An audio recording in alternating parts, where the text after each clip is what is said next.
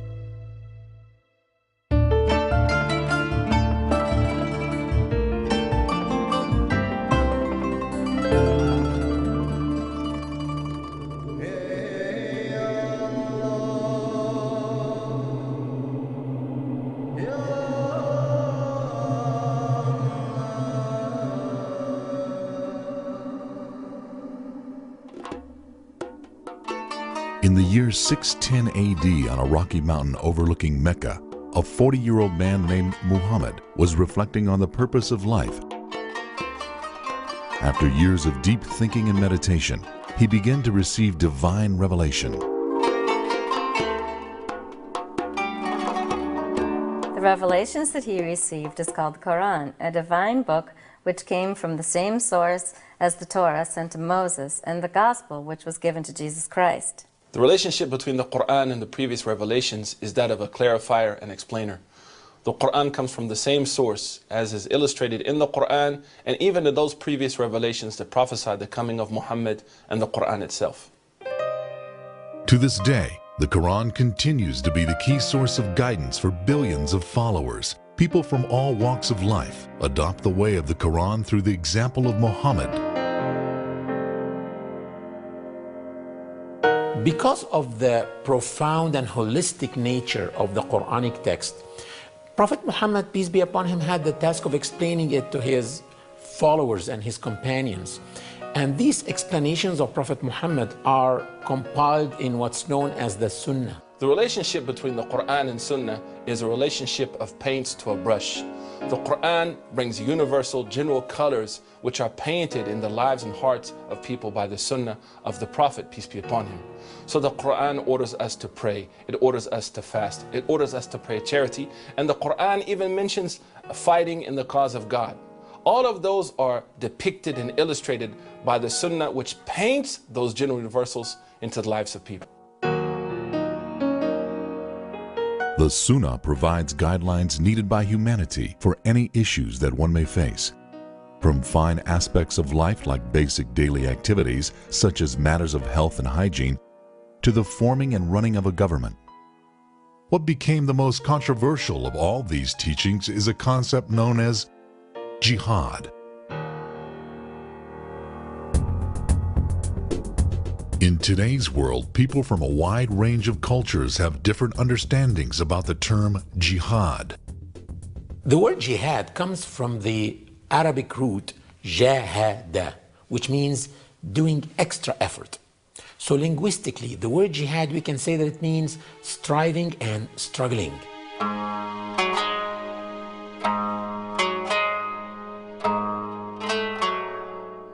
The word jihad in the Muslim world actually carries with it a very positive connotation. I have a number of friends in Egypt as well as other countries, their names are Jihad. I even know some small beautiful girls with rosy apple cheeks, their names are Jihad.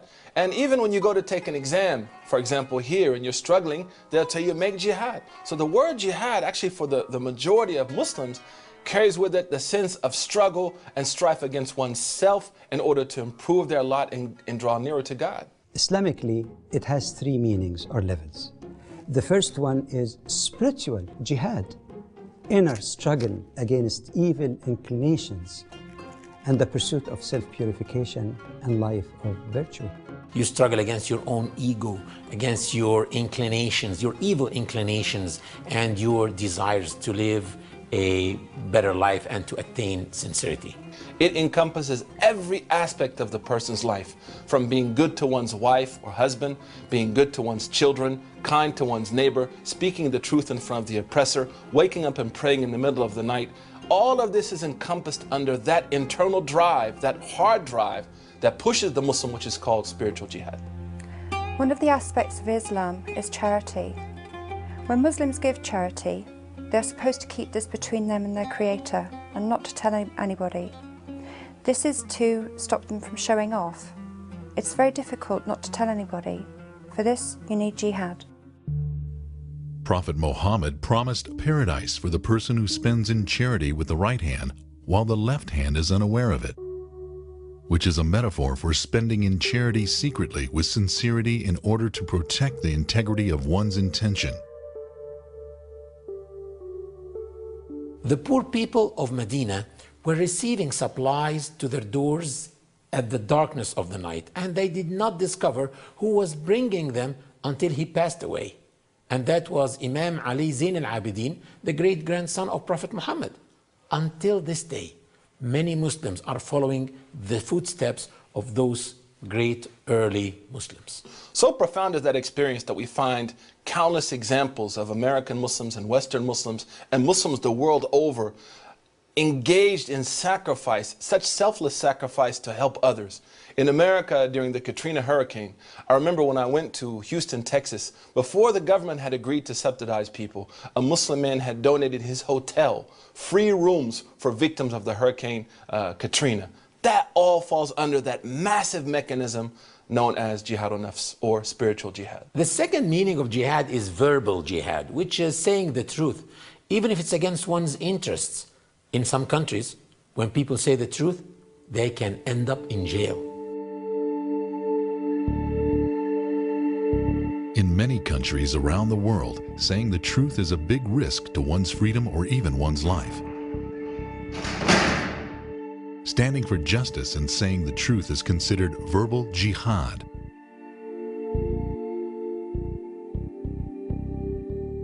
What is the position of Islam on this point? Does Islam tell you to keep quiet, to be safe? No. Islam tells you to stand up for the truth, enjoin what's good and forbid what is evil, even if you are risking your life. Because we all have to die, and it is better to die with dignity so that future generations will benefit. Civil rights activists who speak against tyranny and oppression are actually performing verbal jihad, which actually has a big impact on the reform of any society. And this is encouraged by Prophet Muhammad in many statements. He said, "The best form of jihad is the word of truth in the presence of a tyrant." Throughout history, the greatest instrument of change has not been weapons, nuclear bombs, guns, murder, harming people. The greatest weapon of change has been the tongue. Throughout history, how many societies, how many people's lives have been impacted by someone who had the courage and the willpower to rise up and speak the truth? For that reason, Islam considers speaking the truth as one of the greatest forms of struggle. And it is in that light, if we look at our own history, that we've seen without the tongue, there would have been no change. Where would the civil rights movement be if Martin Luther King had never stood up and said, "Let freedom ring, let freedom ring"? In that same pulse, the Muslims are encouraged to stand up and say, "Let freedom ring, let the truth ring," and speak to power and oppression. However, when the word jihad is mentioned in non-Muslim societies, it is not the spiritual nor the verbal type that comes to people's minds. It is the third meaning that causes great concern. This is combative jihad. Combative jihad is definitely the type of jihad which has caused the concept itself of jihad to be by far the most misunderstood Islamic concept. That's why we have to focus a lot on this type of jihad, the combative jihad, and explain the reality of it to both Muslims and non-Muslims. Combative jihad has to be the most misunderstood subject within the Muslim world and outside of the Muslim world. And I think that's due to a number of reasons. Number one is that people fail to realize that the majority of rulings that surround combative jihad came from the works of legal scholars and judges throughout history. The Quran and Sunnah laid down universals for combat, but those universals were dictated, understood, and defined over time. So what might have been fitting for a certain age is not necessarily fitting for this age. Number two is the actions of Muslims themselves. Those Muslims who have taken upon themselves to act without any regard for human life, without respecting those principles laid down by the Quran and Sunnah and by Islam itself, and have actually done more to harm the religion and Muslims than to help them. Number three is the ignorance of the media and the ignorance of the people in general about Islam. I have a very good friend who works for CNN, and I asked her one time, does the media hate Muslims? Does the media have problems with Muslims? She said, no, they don't know Muslims. Muslims are not out there actively engaging them and teaching them about their religion. So I think those are three very important factors. And the fourth would be a long history of problems between the West and the East that really hasn't come to boil since recently with the explosion of communications, the internet, and so on. Those four things have really led to a misunderstanding of jihad.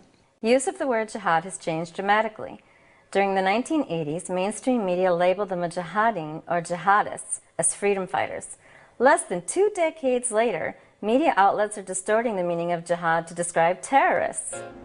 On the 24th of December 1979, the first divisions of the Soviet armed forces crossed the Amu Darya River, invading Afghanistan. This is a callous violation of international law and the United Nations Charter. It is a deliberate effort of a powerful atheistic government to subjugate an independent Islamic people. Jihad was now declared against the Soviet Union. In Kandahar, 4,500 mujahideen waged war against 11,000 Soviet and Afghan army troops. Because of the abuse of the word jihad by the media and by politicians, the word jihad became very negative in the West. Actually, it scares people, it makes people panic, to the extent that some young people who were arrested for having some engagement in violence were indicted, and their indictments were that they are planning to do jihad. And this reflects a very poor understanding of the word. In fact, not only the word jihad was misused, many words were used contrary to their meanings. For example, the word crusade. The word crusade means struggle against public evil, but because it was used to describe waves of destructors and bloody wars, now it has a very negative connotation. When people hear the word crusade, the only thing that jumps to their minds is greed, destruction, occupation. That's why it is our role now to go out to the whole world and explain the reality of the concept of jihad.